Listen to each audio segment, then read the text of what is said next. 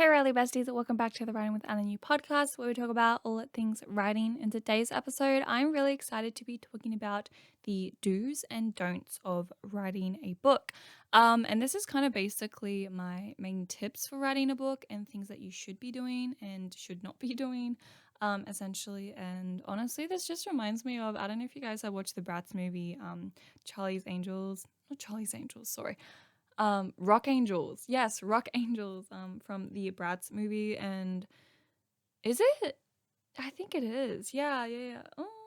I have no idea. Anyways, and yeah, Jade is like the do's and don'ts. And anyways, that just reminded me of it. I'm very tired. I don't know if you can tell, but I also got a fringe. Also, big update. Ooh, I got a fringe, and I think, because it is winter where I am. It's literally winter, but I am boiling in my room right now. That's literally just Australia.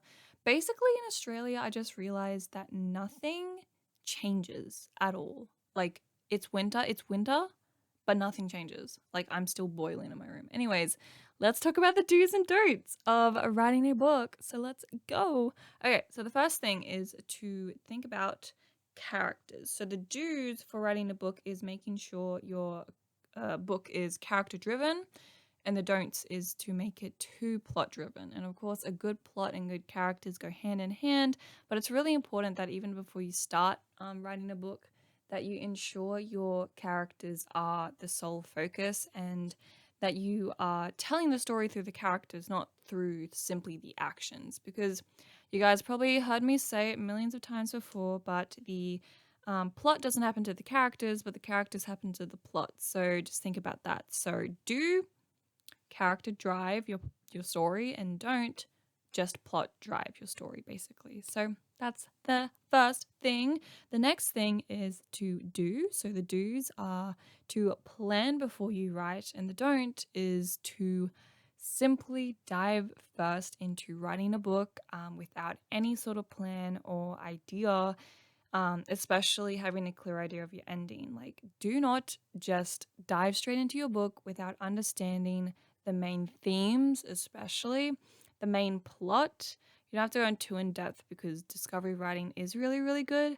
But yeah, I really do think that don't get stuck with just writing a book based on vibes or based on this one scene that you thought of and just like thinking, oh, I'll figure it out along the way. It doesn't work like that, babes.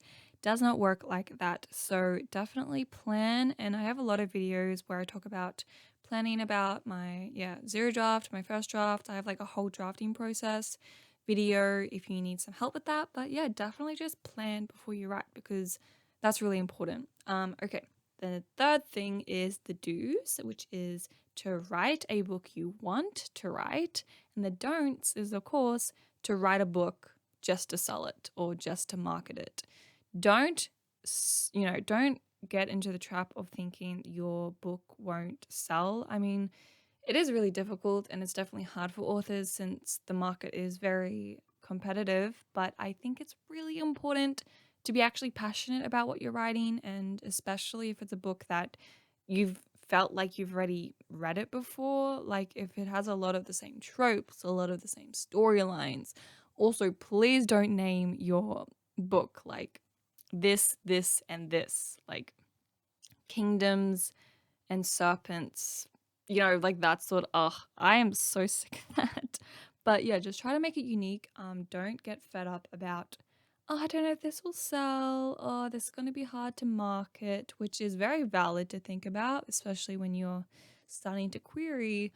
But just know that if you enjoy reading it and being consumed in the story, there's a high chance someone else will be interested in it. So don't worry there. Don't worry there. Okay, the fourth thing is the do's, which is to tell people about your book, and the don'ts is to keep your book to yourself. So make sure you tell people about your book. And this kind of is a what do you call it? Like something that could be bad and something that could be good, like a backhanded compliment. I don't know why I thought about that, but basically, it's good to tell people that care about you and that are interested in what you need to say, which sometimes is nobody at all. Um, speak from experience. But just make sure that you're not telling everyone your book and your ideas, because your ideas and your book are sacred things. And especially when you're talking about something you've created, if someone just deadpans you and just kind of tells you to shut up or tells you that's fine, like they're not excited, they don't meet your sort of um, seriousness with your, project, don't talk to them. Just don't. So just make sure you talk to people who are writers themselves or who are, readers. Readers, that's a very good thing. Um, Other people, I feel like they're so impatient. People who aren't readers or writers, I feel like they're so impatient. But there could just be an odd person, maybe your best friend or maybe your sister who can help you. Yeah, just kind of talk through your book and hopefully they'll be there for you for when you need them. So yeah, definitely don't keep your book to yourself. The last thing of the do's and don'ts list is to focus. So the do's is to focus on chapters slash time for your writing sessions, not the word count. And the don'ts is your obsession over word count. So don't get obsessed with word count. This is gonna really hurt your writing and your excitement about writing, because people get too obsessed about word count, especially if you're in the first draft. Don't think that, oh, I think my book's going to be 80K, so I need to write 2,000 words a day. Like, no. No, you don't. Just focus on the scenes, focus on your chapters. And even when you're doing your writing sessions, don't focus on, I need to write until I hit 2,000 words. No, just write for 20 minutes and see how you go. And don't, fall into the trap of being so what's it called? Like, so robot like about it, because it's a creative process, and that's why I'm so infatuated with the idea of discovery writing, because it's so fun, and it's exactly how writing should be. It should be something that you come to, not obsess over in a way that's so analytical about how many words I wrote today. And then also it's the thing like about competitiveness and comparing yourself to other writers and how productive they are based solely on their word count, when really they could have just written a bunch of words that, don't even help and they'll delete later.